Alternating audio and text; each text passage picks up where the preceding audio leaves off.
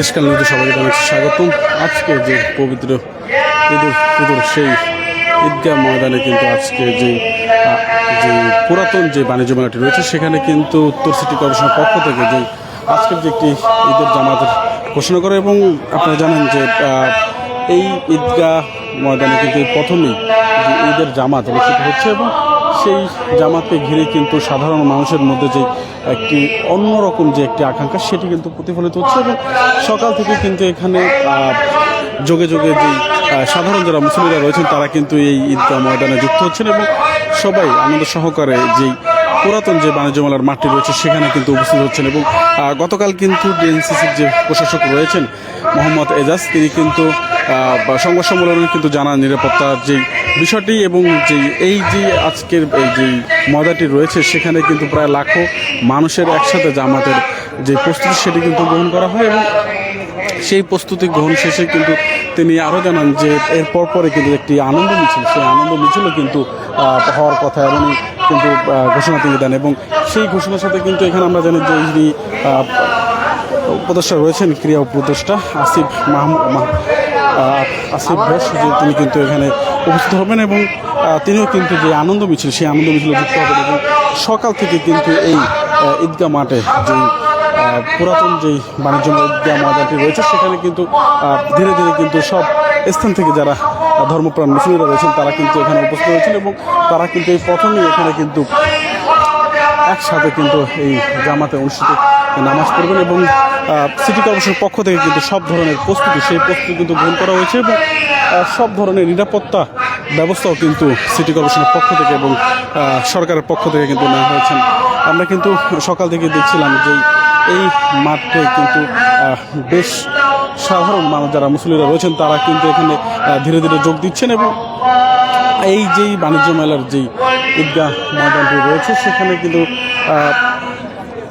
মূলত লাখো মুসল্লির একসাথে নামাজ পড়েছেন এবং এখানকার যে ঈদের জামাতটি রয়েছে সেটি কিন্তু মূলত 8:30টার দিকে অনুষ্ঠিত হবে এবং আমরা জানি যে প্রতিবারের মতোই যে জাতীয় ঈদগাহ ময়দান রয়েছে হাইকোর্ট প্রাঙ্গণে সেখানে কিন্তু সকল ধরনের জামাতের জন্য যে আনুষ্ঠানিকতা সেটি কিন্তু গ্রহণ করা হয় এবং সেটির পরপর কিন্তু এবারই প্রথম যে পুরাতন যে বাণিজ্য মেলার মাঠটি রয়েছে সেটি কিন্তু যে আনুষ্ঠানিকতা সেটি কিন্তু গ্রহণ করা হয় এবং এই মাঠেই কিন্তু দেখতে পাচ্ছেন ধীরে ধীরে যে সাধারণ মুসলিমরা রয়েছেন তারা কিন্তু এখানে যুক্ত হচ্ছেন এবং এখানে কিন্তু যেই ধর্মপ্রাণ মুসলিমরা রয়েছেন তারা কিন্তু আজকের যেই ঈদের যে জামাতটি রয়েছে এখানে কিন্তু 8:30টার দিকে কিন্তু তারা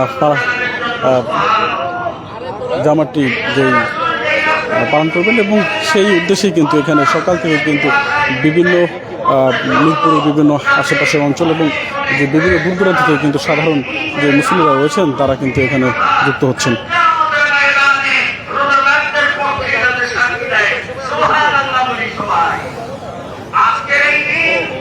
দেখতে পাচ্ছি পুরো যে মাঠটি রয়েছে সেই মাঠটিতে কিন্তু সাধারণ মানুষের যারা সাধারণ মুসলিম রয়েছেন তারা কিন্তু পরিবার পরিজন নিয়ে তাদের যে সন্তান রয়েছে সেই সন্তানকে নিয়ে কিন্তু আনন্দ সহকারে যে এই যে পুরাতন বাণিজ্য মেলার মাঠটি রয়েছে সেই মাঠটিতে কিন্তু উপস্থিত হয়েছিল এবং এর 8:30টার দিকে যে জামাতটি হওয়ার কথা সেটি কিন্তু ঠিক 8:30টার দিকে অনুষ্ঠিত হবে এমনও কিন্তু যে উত্তর সিটি কর্পোরেশনের পক্ষ থেকে কিন্তু জানানো হয়েছে।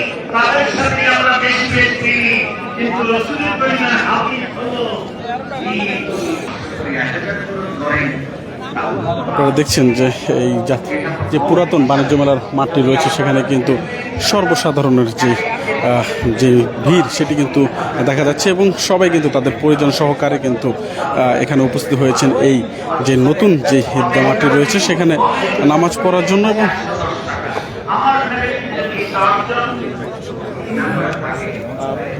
বলো যে আজকে ঈদের দিন আমরা আজকে ঈদের দিন আমরা বাণিজ্য মেলার এখানে নামাজ পড়তে আসছি ঈদগাহ। কেমন লাগছে ঈদে? ভালোই লাগতেছে। কার সাথে আসছে? আঙ্কেলের সাথে আসছি। এবার ঈদের পার্থক্য অন্য ঈদের থেকে কেমন? এবার ঈদটা কেমন লাগছে? এবার ঈদটা ভালোই লাগছে, আগে কখনো ঈদগাহ আসিনি, আগে কখনো এবারই ফার্স্ট। কেন এবার ফার্স্ট আসলা বলো তো বাবা? কি কি কারণে ভালো লাগছে এবারের ঈদ? আনন্দ ঠিক আছে ও বলছে একটু কথা বলছি।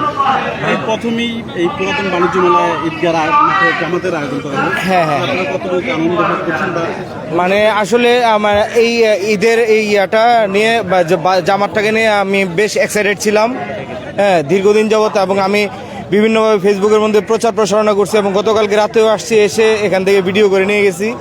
কারণ হচ্ছে এই অতীতের যে 16 বছরের যে স্বৈরশাসন, এই স্বৈরশাসন মুক্ত একটা উন্মুক্ত একটা ঈদ মনে হচ্ছে এখন ঈদ মনে হচ্ছে। এটা হচ্ছে আসল বাস্তবতা, যেটা স্বাধীনতা আসলে ছিল না। গত যতগুলো ঈদের সময় যতগুলো জামাতে যাওয়া হয়েছে, প্রত্যেকটা জামাতের মধ্যে যে সমস্যাটা ছিল সেটা হচ্ছে কি সবাই রাজনীতি নিয়ে আলাপ আলোচনা করতো। বাট এখন দেখা যাচ্ছে বা এই প্রত্যাশা নিয়ে আসছি যে এখানে কোনো রাজনৈতিক কোনো কিছু না, সুন্দর সুষ্ঠুভাবে সবাই যাতে একত্রিত হয়ে একটা ঈদ আয়োজন মানে মেলাতে আমরা সবাই আসতে পারি, উপস্থিত হতে পারি, এই প্রত্যাশা নিয়ে আর কি আসা এবারে। ভবিষ্যতে কি ডিএনসিসির পক্ষ থেকে বা সিটি কর্পোরেশনের পক্ষ থেকে এরকম আয়োজন চান? হ্যাঁ, শুধু ডিএনসিসির পক্ষ থেকে শুধু এরকম একটা না, আমার মতে ঢাকা শহরে বিভিন্ন মানে লোকেশনগুলোতে, বড় বড় লোকেশনগুলোতে যাতে এই জাতীয় একটা আয়োজন করে, যাতে করে মসজিদের উপরে চাপগুলো না পড়ে সবাই একত্রিত হয়ে সেটা বিশাল পরিসরে যেন একটা কিছু করতে পারে আর কি। আপনারা দেখছেন যারা এখানকার যারা নামাজ পড়তে আসছেন সাধারণ মুসলিম, তারা কিন্তু তাদের যে বক্তব্য সেটি কিন্তু প্রদান করছেন এবং তারা কিন্তু যে ডিএনসিসির যে এইবারকার যে উদ্যোগটি রয়েছে সেই উদ্যোগকে কিন্তু সাধুবাদ জানিয়েছেন এবং তারা কিন্তু চাচ্ছেন যে ভবিষ্যতে যাতে এই যে অব্যাহত সেটি কিন্তু ধারাবাহিকতা থাকে। জনাবের সাথে কথা বলুন। কেমন লাগছে অন্যবার তুলনায়? অনেক ভালো, কেন ভালো লাগছে অন্যবারের তুলনায়? কারণ এই মাঠে আমি তো কখনো আসি নাই, এই মাঠটা নতুন হয়েছে আর এটা দেখতেও ভালো লাগতেছে। এর আগে কোথায় নামাজ পড়া হতো, মাঠে না মসজিদে? মসজিদেই হতো, কিন্তু এবার প্রথম মাঠে হচ্ছে। কোনটা চাও এখন থেকে, কোনটা চাও? মাঠে। এবং বিশাল একটা জায়গা এবং লোক সমাগম দেখে অনেক ভালো লাগছে। ভবিষ্যতে কি উত্তর সিটি কর্পোরেশন বা সিটি কর্পোরেশন থেকে এরকম আয়োজন? হ্যাঁ, আমরা প্রতিটা ঈদ এইখানে এইভাবে উদযাপন করতে চাই। নিরাপত্তার ব্যবস্থাটা কেমন দেখছেন? নিরাপত্তা আমি কোনো ঘাটতি দেখি না, পর্যাপ্ত নিরাপত্তা আছে। আপনারা দেখছেন যারা এখানে সাধারণ মুসল্লিরা রয়েছেন তারা কিন্তু যে তাদের যেই আনন্দ সহকারে এই উদ্যোগ, সেই উদ্যোগের সাথে যাতে তারা যুক্ত হয়েছেন সেটি কিন্তু তারা বলছেন এবং তারা কিন্তু ভবিষ্যতে যে সিটি কর্পোরেশনের পক্ষ থেকে যাতে এরকমই উদ্যোগ গ্রহণ করা হোক এবং সাধারণ মুসল্লিদের চিন্তা করে যেন ঈদের জামাতের সংখ্যাও যাতে বৃদ্ধি করা হয়, বিভিন্ন মাঠে যাতে এই আনুষ্ঠানিকতার সৃষ্টি হয়। প্রথমেই যে ঈদগার যে জামাত সেটি কিন্তু অনুষ্ঠিত হতে যাচ্ছে এবং এখানে কিন্তু নারীদের জন্য কিন্তু আলাদা যে প্যান্ডেল, সেই প্যান্ডেলের ব্যবস্থা করা হচ্ছে যাতে নারীরাও কোনো বিঘ্ন ছাড়াই তাদের যে ঈদ জামাতের সাথে কিন্তু নামাজ আদায় করতে পারে, সেই ব্যবস্থাও কিন্তু গ্রহণ করা হয়েছে সিটি কর্পোরেশনের পক্ষ থেকে। এবং সব ধরনের যে নিরাপত্তা, সেই নিরাপত্তার ব্যবস্থাও কিন্তু কোনো রকম কমতি রাখেনি ডিএনসিসির পক্ষ এবং সরকারের পক্ষ থেকে, এবং চেষ্টা করছে যাতে কোনো রকম নির্বিঘ্নে কোনো সমস্যাবিহীন ছাড়াই যাতে এই যে আজকের যে পবিত্র ঈদ উল ফিতরের যে ঈদগাহ নামাজ আদায়ের যে জামাতটি রয়েছে সেটি যাতে পুরোপুরি সম্পূর্ণরূপে শেষ হয়। যারা থেকে আমাদের সাথে যুক্ত ছিলেন সবাইকে জানাই অসংখ্য ধন্যবাদ। পরবর্তী নতুন কোনো খবর, নতুন কোনো আপডেট নিয়ে কিন্তু আমরা আবারও যুক্ত হব। ততক্ষণ পর্যন্ত দেশকাল নিউজের সাথে থাকুন।